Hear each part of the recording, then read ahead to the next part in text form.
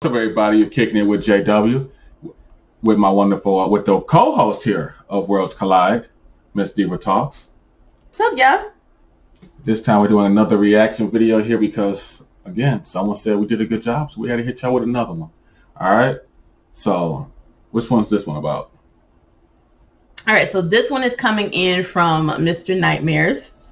Of course, the link to the original video will be in the description. This one is called Tinder Matches from Hell with Backstories. And I myself have a ton of backstories when it comes to dating online. Tinder being one of them.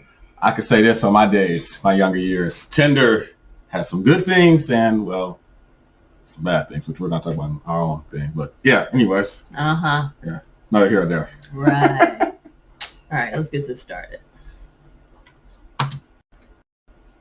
I've gone over Tinder and other dating apps countless times on this channel, and in this video, I'm going to be showing you 3 Tinder matches that went completely wrong or almost did, and their backstories.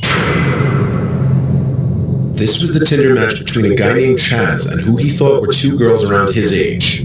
This is how the conversation went. My friend and I think you're really cute. I hope your friend is also a girl, lol. She is silly. Well, I'm glad to hear that. Where are you ladies from? Then they share their locations, which aren't far. The other profile asks, are you busy tonight?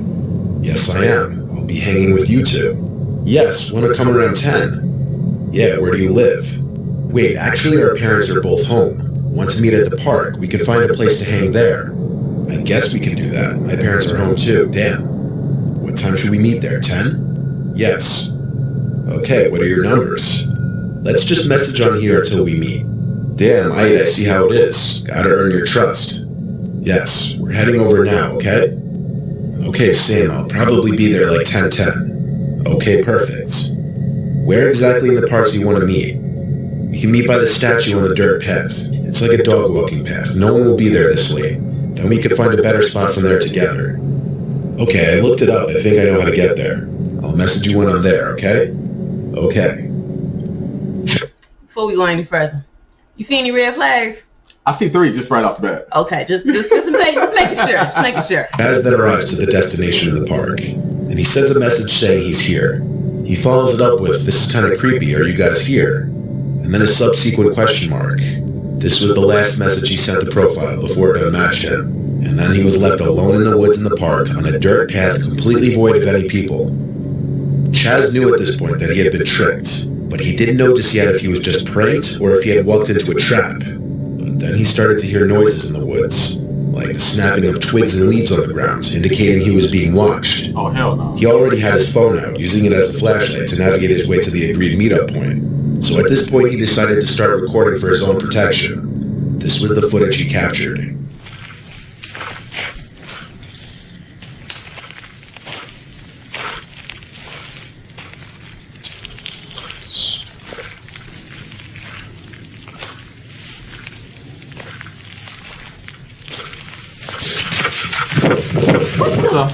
What?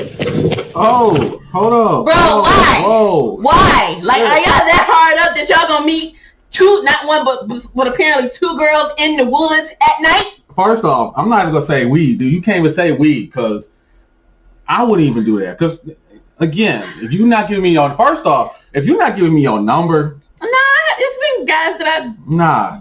Meet somebody on the internet. You didn't get my number until after I met you. Nah, screw that. Because if you're not giving me your number, I'm not meeting up. Nah, you give me your number. Like, I can easily block you. Ain't nothing. If this guy get tackled and whatnot, man. Let's see. Is that what happened? It looked like somebody ran past. In this footage, you can easily see that as he pointed his light into the woods where he heard another sound, it revealed someone in the woods, who then started to run out from the trees and chase after Chaz. Okay. While running, Chaz stopped recording to turn off the flashlight, then ran into the trees to hide. He started recording again, and thought he had lost the person chasing him.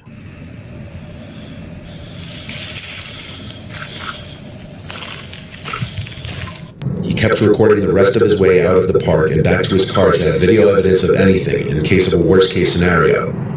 Luckily, Chaz made it back to his car and home in one piece. He tried reporting the profile to Tinder just based off the screenshots he took, but Tinder got back to him saying they're unable to find any profiles that match the description or pictures. Chaz was obviously not wise to enter a suspicious situation like this. Absolutely not. The other profiles' refusal to give their number, as well as meeting anyone for the first time in a park by the woods at night where nobody else would be around, are two major red flags that this was some kind of trap. He was lucky to have gotten away.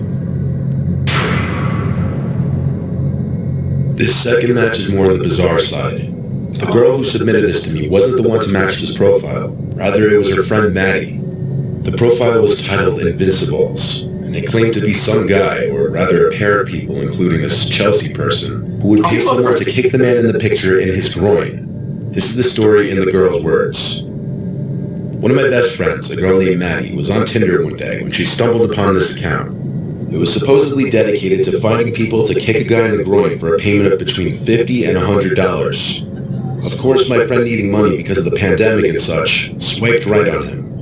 He quickly messaged her back that there were several people involved in this, including a girl named Chelsea. We're not sure if they were even actually real to this day. We live in a small town in Pennsylvania, and this account was listed in a couple towns over in Clearfield. My friend Maddie was of course a bit skeptical about this, so she messaged me so that she could come have some sort of backup when she went to do this. The account stated that they were doing this for a YouTube video, and the guy who was being kicked had lost a bet at a bar a couple weekends before. I agreed to accompany my friend because I also was a bit skeptical, but I had enough confidence that I could protect her if things happened to go south. The next day, after my friend agreed to meet with the people, we set off towards Clearfield. The address the account gave us led to a random hotel in Clearfield, which already sort of creeped us out. The whole setting seemed off, and I'd better include that my friend Maddie had never mentioned that she'd be bringing anyone with her. We arrived at the hotel and sat for maybe an hour, if not a little less, waiting for the person to get back to us. They ended up saying that they would be a little late, and to sit tight. After the prolonged waiting, the person eventually mentioned that they were back in town. Instead of meeting at the hotel, they suggested that we just come straight to their house instead. Already I was feeling a little off, but... So... I'm so bothered by this story. Can we just admit that, one, okay, we get the pandemic was really stressful, you need money. But... Not this bad. 50 to, I think he said what? $100. $100 plus gas expense if you came to him or near him. That's not enough. It's not enough. Exactly. And me being a guy, it's worth more than that. It's no amount of money. Okay, there is. But still, that's just all creepy. Everybody has a price. Bacon, bad hotel, then the house. Man. It's all bad. But I had confidence that I could defend my friend against any harm that may have came her way. So we set off to this guy's house, and in under 10 minutes, we eventually made it there. At first I felt relieved, as the address he gave us led to a big, normal-looking house, right next to the main road. But upon further investigation, there was a creepy-looking shed behind the house, with an even creepier-looking man peering from out the side of the door to the shed. My friend Maddie parked in front of the shed, and she told me to wait in the car, which immediately screamed the worst things to me, but I trusted her to read the situation and know what she was doing. After all, getting paid money to kick some random guy in the nuts, it sounded like a dream. The guy left his shed, looking even creepier than before. He was skin and bones with hair hanging past his shoulders. He also seemed nervous and twitchy, not at all like the guy in the Tinder profile. I heard her ask him, "Hey, I brought my friend along just as a precaution, is that okay?" And in that instant, I watched his expression drop, which screamed another red flag to me. He stuttered out, "Yeah, that's fine, I guess." So I got out of the car and followed her, knife in my pocket in a hurry, and we stepped inside the shed, to which point I immediately began to regret mine and her decisions up until that point. The shed was filthy. It was cluttered with random items and boxes, with the toilet sitting in the corner. The guy, who I quickly realized must be an addict by the way he was acting, very nervous and twitchy, was now standing solemnly in the corner, setting up his laptop to record this event. We made some very awkward small talk as he was doing this, at which point I noticed something else that bothered me. This random guy had Snapchat installed on his computer, which is what his friend Chelsea was messaging us from. I could just be paranoid. So you still gonna try to continue on with this, right? You in a strange place. The messaging is now strange. The guy is strange. The place is strange, but nobody's ran yet. Man, it couldn't be me because okay, it's all red flags. And first off, I'm not getting out the car. I'm gonna get out the car. I'm dragging you back to the car and we leave it. Cause I don't. Okay. Something about this told me that he was actually Chelsea, and he needed another device to Snapchat her on to make it seem like he was someone else. After he set it up to record, he seemed angry and tense, as if he didn't actually think he was going to get kicked in the groin that day.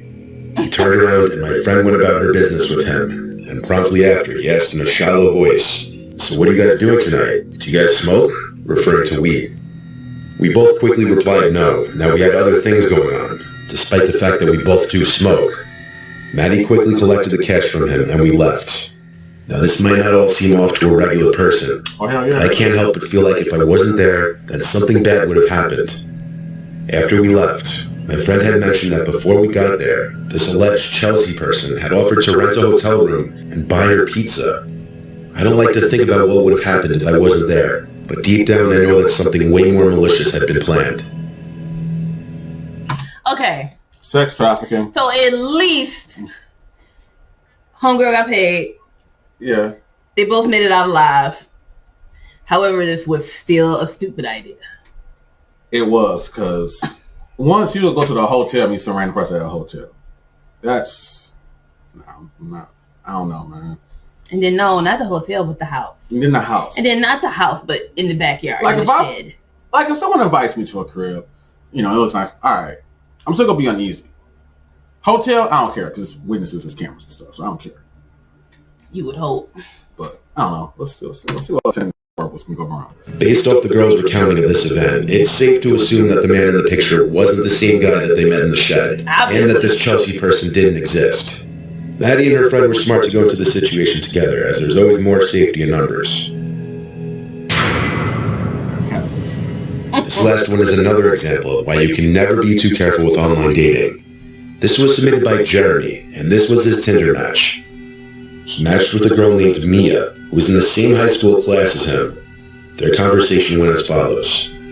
"Hey, long time no see." "I know, hey. How have you been?" "Not bad, and you?" "I've been good, just working a crap ton." "You still talking to anyone from high school?" "No, not really. I was happy for high school to be over." "Same. It's funny we only ever really spoke a few times in school." "Yeah, I know. Maybe we should make up for lost time." "Maybe we should." Right. "Do you have a snap?" Not bad. From here, Jeremy gives Mia his snap, and they continue the conversation there. Jeremy didn't take any screenshots from the snap conversation, but basically from there, they continued to talk about life after high school. Then they escalated to talking about linking up somewhere and chatting in person. They agreed to meet in a nearby parking lot behind a strip mall where nobody goes at night. Jeremy was ready to go basically right away, not needing much time to get ready. Mia, on the other hand, said she wouldn't be able to get there for another hour and a half at least. She claimed she was with friends and couldn't just ditch them, so they set up a meetup time for 12 behind the strip mall. It took Jeremy only 5 minutes to get there, as the lot is in the same town that the two live. He sat there in his car waiting for her for about 20 minutes, receiving apologies for being late every few minutes on Snapchat.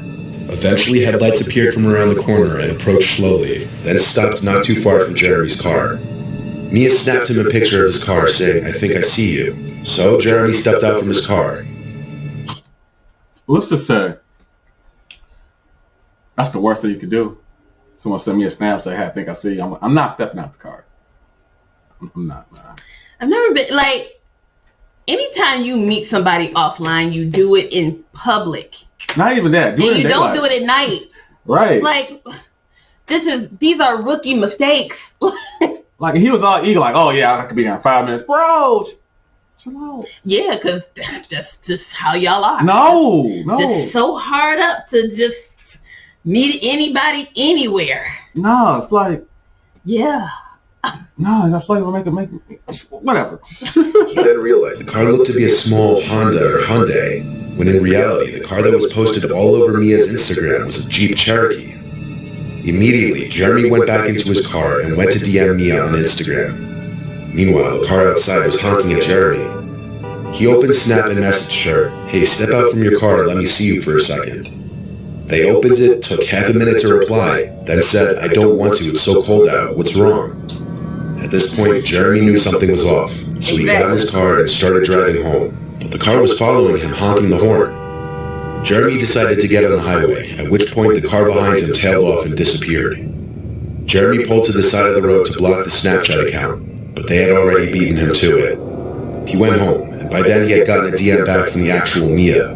This is how their conversation went. Jeremy opened with this. "Hey, this may sound really, really weird, but did I match you on Tinder?" She says, "Hi, no, why?"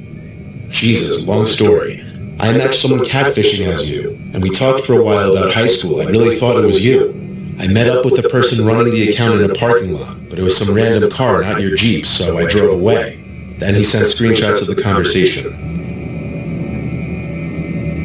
This is another familiar lesson to be more cautious about who you're meeting online, and to always make sure you have proof that the person you're planning on meeting is actually who they say they are.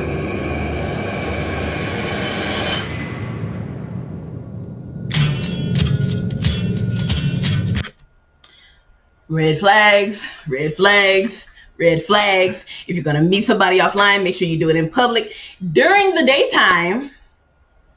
Or maybe, hey, maybe they just might like Six Flags with all them flags they was coming up with. Because, first off, I mean, and you can't count a different car pulling up as a red flag, though. Maybe a yellow flag, but not a red flag. Because you was out with your friends. She said, "Hey, I'm out with my friends." So maybe they drove together. I'm just saying it does happen. So maybe that's just, that's why I said you can't really. See what I'm saying? A man making another excuse for being hard up to meet a chick. I'm not saying it's hard up. But if I'm meeting you and your car doesn't match what's on your social medias, I'm not going to automatically, oh, it's a setup. Because people switch cars all the time. People may have more than one car. You never know. Right. If that's what you want to say. But then that was smart of him to be like, okay, that ain't the car she put up in. Let me message her on Instagram to see if it was really her. Because what are you talking about? It's too cold out to just step out the car. Right. That was a red flag there, man. Anyway. So yeah, that was Tinder Matches from Hell with Backstories. I like the first one that had video. Yeah. That was real good. Jump scare, but yeah, that was good. Yeah. Shout out to Mr. Nightmares. If you like, because he does tell a lot of these stories. So if you like to listen to some more of these crazy ass scary stories, go ahead. The link to his channel will be in the description. Right in the description. Of course, as you always know, make sure to like and subscribe to this channel as well, because we got some more content coming for you for these reaction videos, a whole bunch of other stuff, man. Always. So as always, man, just thanks for checking in with us this time around. All right, y'all. Catch you next time.